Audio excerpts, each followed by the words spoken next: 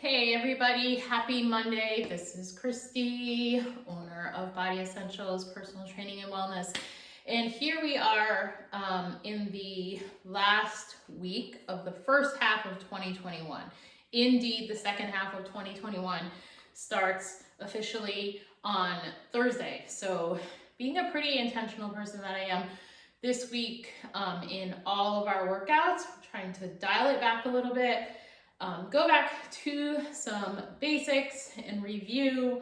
Not that we don't do that throughout the year, but whenever we have sort of this transition time, it's a great time to take a step back, dial back the workouts a little bit, and get not only our strength components that our clients love so much and focusing on good technique, but also sort of restoring the body with enhanced mobility and more flexibility than we might put in a regular workout. Because the fact of the matter is that a lot of people, we get into exercise and we feel like the harder we go, the more the results we're going to get.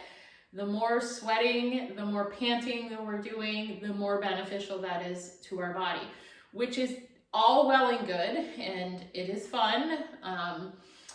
But the bottom line becomes you need to be able to do all of those things under really good form. So whenever we start with clients, and some people like this more than others, but we do our due diligence to assess each new client and get a sense of where their body is at and meet them where they are at and build them up from there. So it's extremely important that when you exercise, you know what needs to be stable in your body while you're moving something else. Because if you don't know those basic concepts, you're just not going to get as great of a result as you will otherwise. Plus, when you are not able to be stable where you need to be stable and you don't understand good concepts around range of motion and don't have good overall technique, you're trying to work your body even harder than it would need to if you had these great basics in line. So I want to spend a little time with you this week. I don't care where you work out, but I do care how you work out. And I do know there are, spaces if you're just picking random workouts online, or if you're just going to fitness classes where they're not doing any of this baseline work, you can be putting yourself at big risk. And so I want to give you some tips to improve on those areas so you can get even more results from your fitness routine in the second half of 2021. So today we're going to review some squats. We're going to review a push-up or a chest press or both of them. And then we're also going to take a look at a row for your back. So we've got a squatting movement, we've got a pushing movement, and we have a pulling movement. Those are three foundational movements that our body goes through every single day in a wide variety of daily activities, not just in the workout setting, but in our daily lives.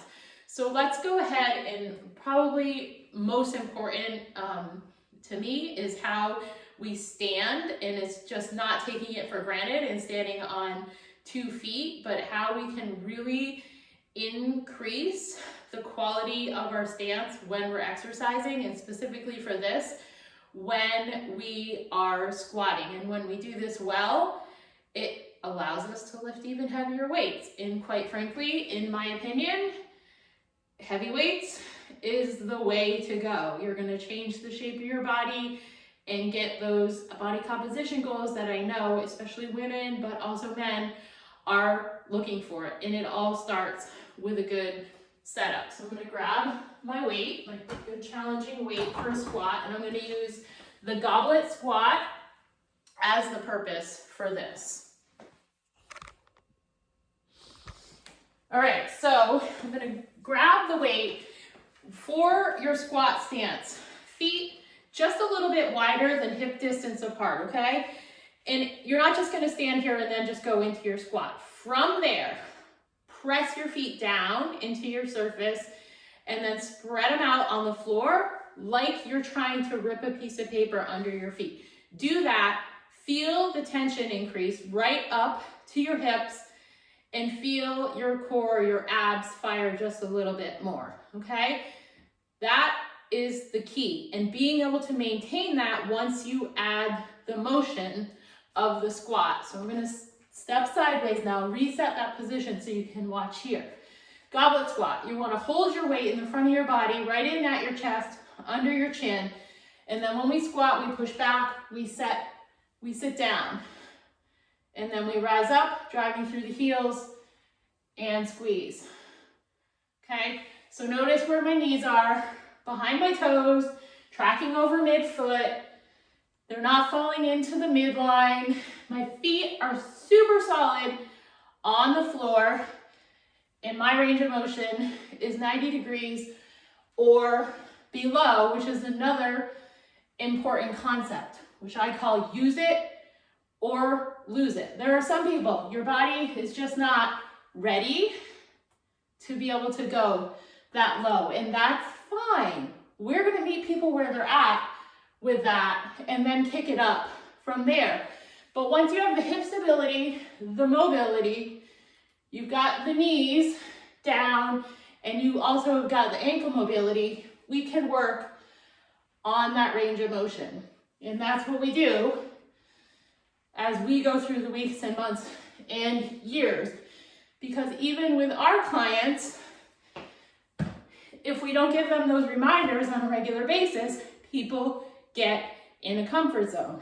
Just going through the motions of the exercise, not, altering the weight selection and whatnot. So there is your squat thing. Oftentimes, if you are not set up just perfectly in the hips, meaning you've got some tightness there, you're not able to move, what we'll see is this. Every time, no matter where I am, what I'm watching, what I'm seeing, when I see somebody's chest come that much forward doing a squat, I just automatically get back pain because that's where that's gonna go, okay? So final reminder with the lower body stance and feet, go to the midsection and stay strong and braced the whole time. So draw in and then draw a little bit up. And again, you're nice and stable. The things that need to be stable are stable. Hips, knees, feet, and the things that need to be mobile are mobile. Okay, so we've got the whole thing there. Strong here, stable in the spine, stable in the hips, the knees. The feet are not floating around. I hate seeing people floating between their heels and their toes when we're doing these squats, okay? So let's move on to some pushing exercise. We're gonna talk about the chest press first. I'm gonna use a foam roller as a bench, second. But first, we're gonna be on the floor. And particularly for people who work out at home, I love having people work on the floor in as much as they can safely, carefully get down to the floor and get back up without putting themselves at risk for injury. So that's something we work into our workouts all the time. We're gonna do something down on the floor and then we're gonna get back up. And depending on the client, we might go down, we might go up, we might go down, we might go up. But some people are going to be more well suited to being down on the floor for a series of exercises and then getting back up and being able to do that well at that point. So let's come down.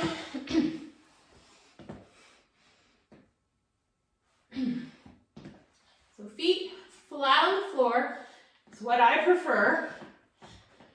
You're going to zip the abs up. You want to bring the shoulders away from the ears, lengthen the head and the neck. Okay, so see, there's an arch in my back now, but once I contract the abs and find that neutral position, my low back is right at the floor, my hips are super steady, glutes are a little bit engaged, and I can feel that pelvic floor. So here, from here, we're gonna turn the weights in slightly and the elbows in slightly. We don't need to do that 90-90 goalpost position. There's some really good documentation out there that if we give a little bit of a turn and bring the elbows down and up, we're keeping the work in the chest where we want it and not putting so much pressure on the shoulders, which are always at risk for getting impingements and injuries. And we just don't want to have to go through surgeries and do a lot of PT for that area. Okay, so we're down, we're up. You get the protection of the floor to keep you a little bit safer as things get heavy because you just can't pull your arms through the floor. You want to keep your midsection strong and stable the whole time, okay? So admittedly, I just did something that I preach to others not to do, because the one challenging thing about working on the floor is, and it doesn't matter how heavy the weight is you need to move with those weights carefully, which I prefer to do from a seated position, but you just saw me do it from a laying position, which increases my risk for tweaking something I'd rather not tweak. So get the weights, carefully come down, bring them up, and set everything up that needs to be stable before you go, excuse me. All right, so we're here, we're there. After that last rep, you can tuck your arms down and in, but you've got to do a pretty good weighted crunch. So if you're going to be setting your weights down before you come up, you've really got to be careful about it. All too often I see people reaching them from across the room, and those are just little bad habits that you want to prevent from yourself doing, or else you're going to tweak your shoulder, and nobody wants to tweak their shoulder or anything else, quite frankly. All right, so foam roller wise, love using a bench or a foam roller because you can get that increased range of motion, and just like I was saying, with a squat, you got to use it or lose it, okay? And if your body is healthy enough and your joints are healthy enough that you can do that, then be able to come a little bit lower.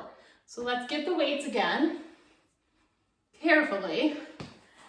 You're gonna come down on that foam roller. You wanna sit at the end of your foam roller, and if you're super tall, you might not be able to do this, because you don't want your head hanging off the end of the foam roller.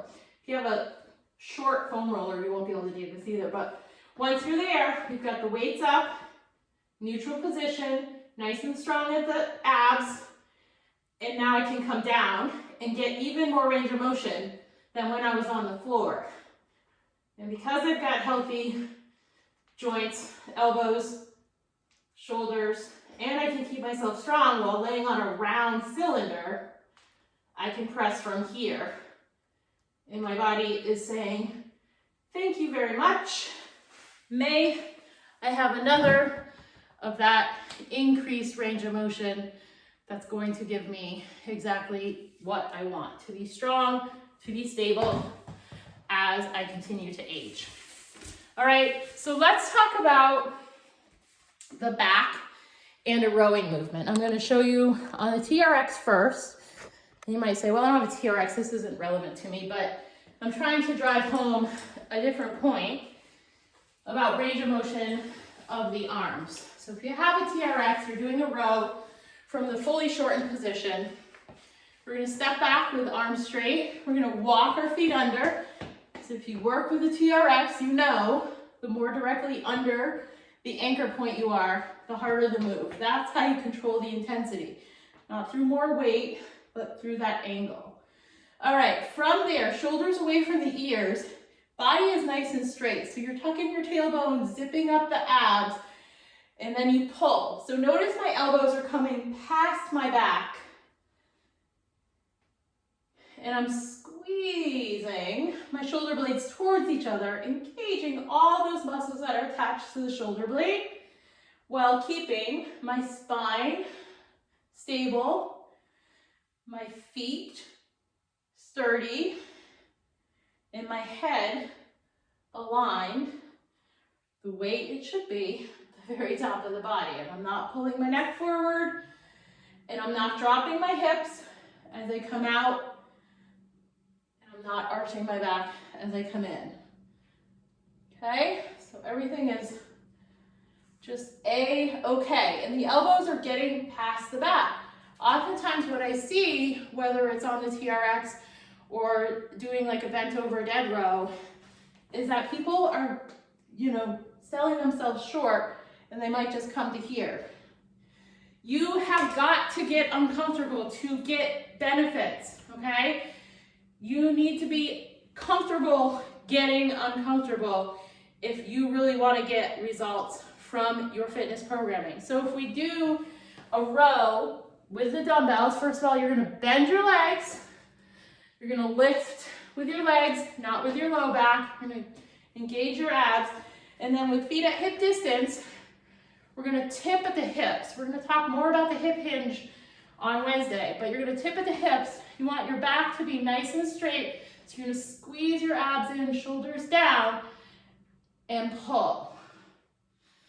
And gradually bring it out. So elbows come past my back, and then I lower. Again, oftentimes I'll see people doing like this. Not full range of motion, not half range of motion, full range of motion.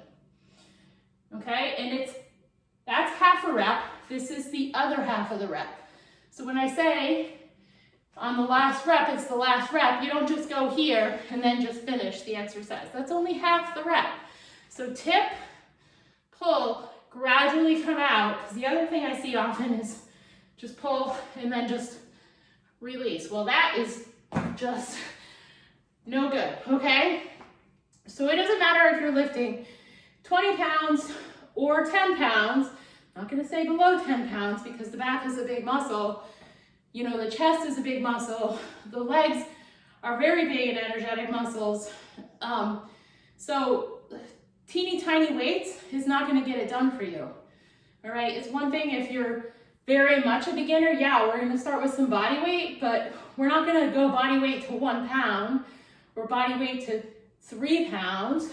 We're most likely, in my opinion, going for a minimum of 8 pounds and scaling people up from there. But we're not gonna do that until they're super awesome at doing the basic movement patterns and exercises at a body weight capacity, all right? So there you go. I'm gonna come back on Wednesday and we're gonna talk more about hip hinging, which includes deadlifting and other hip dominant exercises. We're gonna talk about some lunging, and believe it or not, we're gonna talk about some bicep curls, which in my opinion are world's easiest exercise that I see done poorly all the time for over 20 years now. So come back and visit on Workout Wednesday for some more information on this topic, and hopefully you picked up at least one helpful tip from here that is going to enhance your workout and enhance the results that you're trying to get from your workouts. Have an awesome Monday.